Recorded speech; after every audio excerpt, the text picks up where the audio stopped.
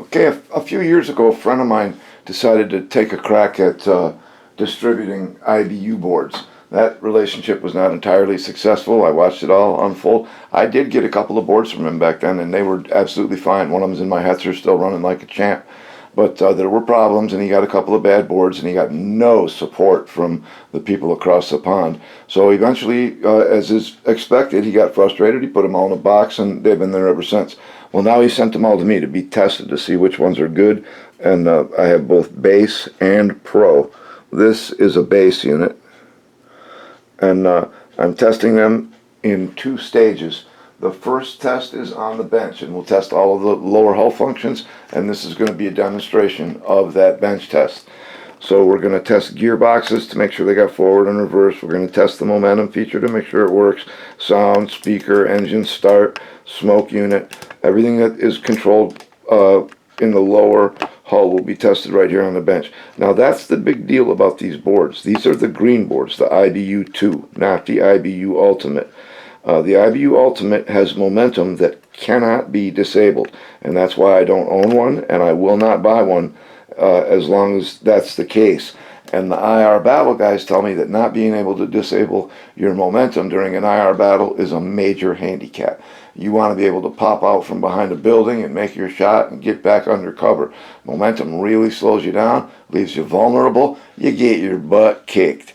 But anyway, this is going to be a demonstration of how I test these boards in the stage one, which is the bench. After that, I've tested about a half a dozen of them so far, and so far they're all good.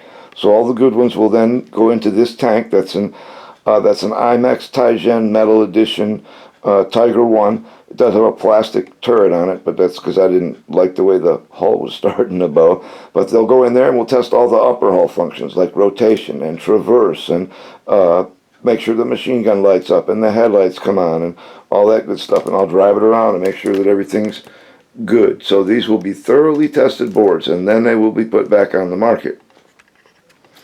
So for right now, let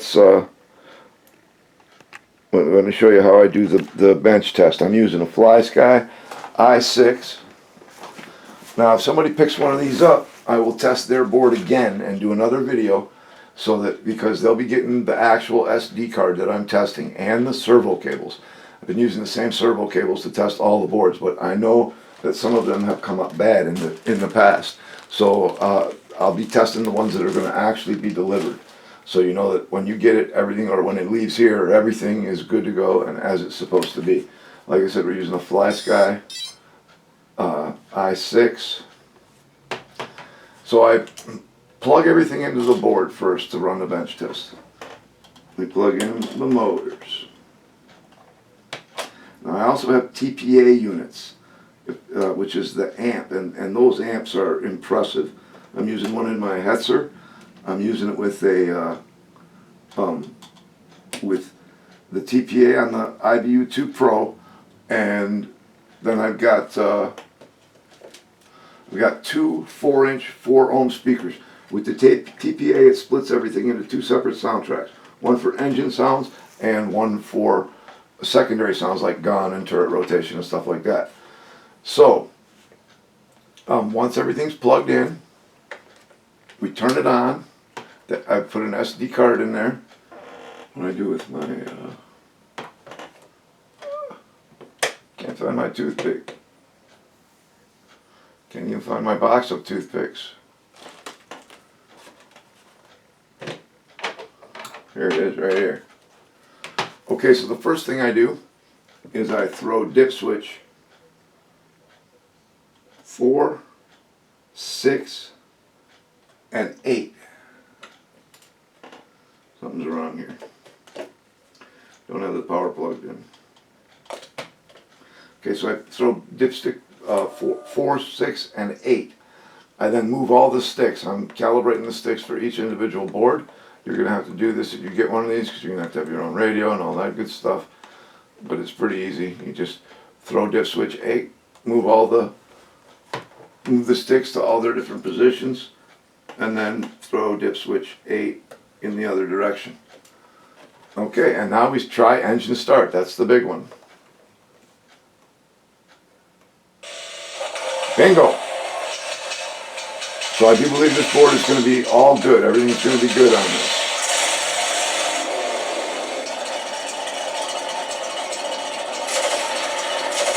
Machine gun. Main gun, okay. The sound system seems to be working okay.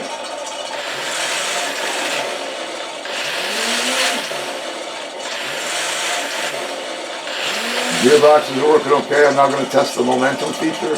Go up and left on the left stick and hold it for 5 seconds.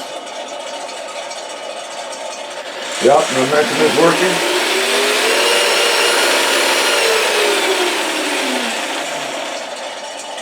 Turn the momentum back off. Now we've got instant throttle control. Now we check the smoke unit. Smoke unit working. Turn smoke off. Turn tank off. That's a pass. Get another one in there. So that's what they are. And like I said, these are going to be back on the market.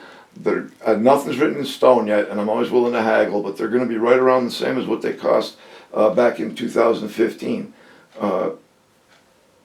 which I think is completely reasonable. The Ultimate is going for $240 for that unit, and that's plus shipping, and you cannot turn off the momentum, which is a shame because they are very good boards. I like them very much.